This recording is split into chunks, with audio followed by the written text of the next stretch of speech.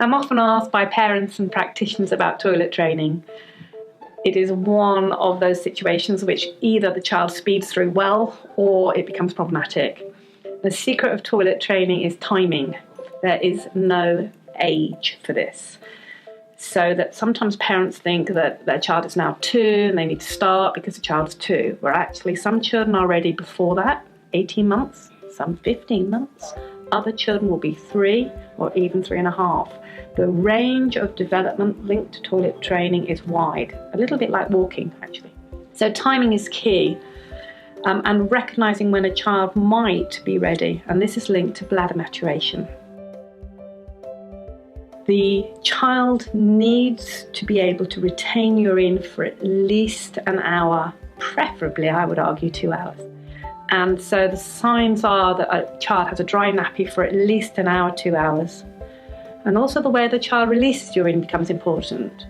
We need the child to release urine in one hit, so it goes from a dry nappy to a flood. And that's a sign that the bladder now is mature. Some people think that children have to be able to talk to be toilet trained. Actually, that's not true. One of the earliest children I've come across was 11 months when they became clean and dry. Very exceptional. And that child wasn't talking. So that is a bit of a false lead. We need to be sure that the child has some awareness that they are passing urine or having a poo.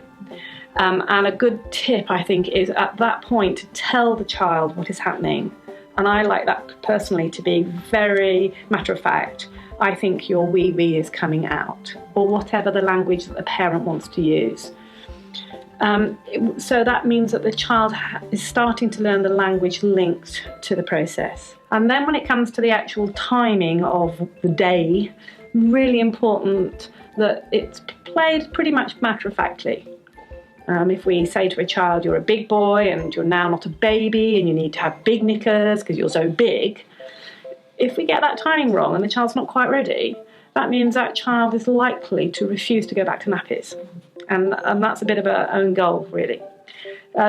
Some of the best ways, and I've seen it done, is literally a child is just got their pants on, nothing much is said, a pot is left in the corner of the room, and the child is just shown that there is a toilet or a potty available.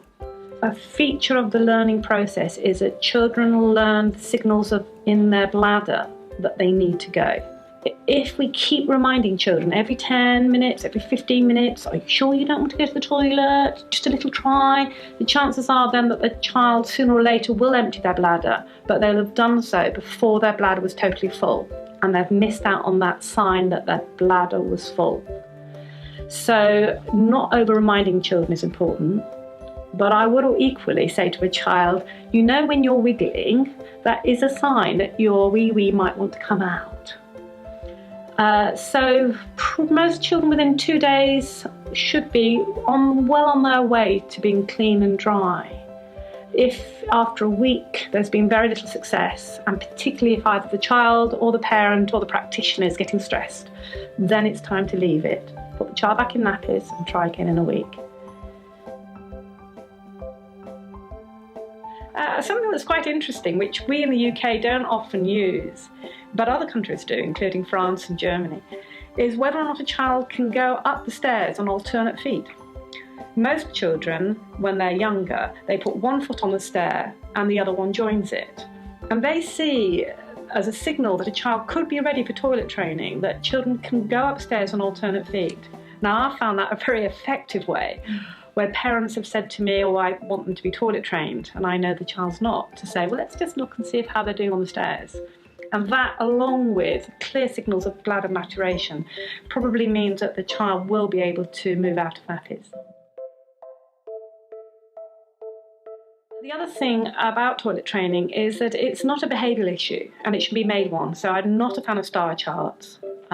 Could be useful for older children who sometimes can't be bothered to go to the toilet, but not for very young children who are starting off. And interestingly, overpraising children can be detrimental.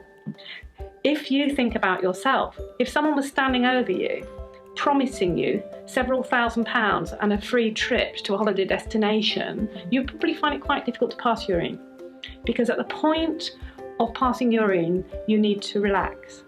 So overpraising children, promising them things, can mean that actually at the point they need to use a toilet or potty, they actually start to become tense.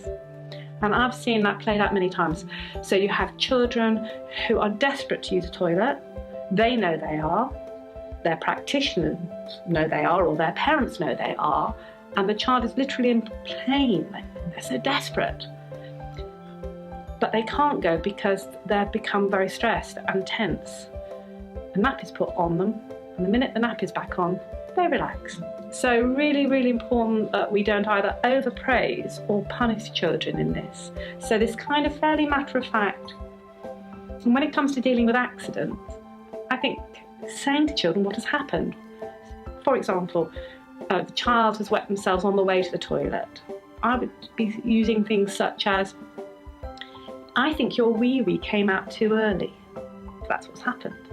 Next time, when you feel wiggly, perhaps that's a good idea to get to the potty or toilet more quickly, because it can come out very quickly. And pretty much matter of fact, and the big message, of course, is avoid stress. For more information on this topic and many more, visit the members area at pacey.org.uk and download fact sheets and practice guides, or discuss this with your peers at PACEY Local.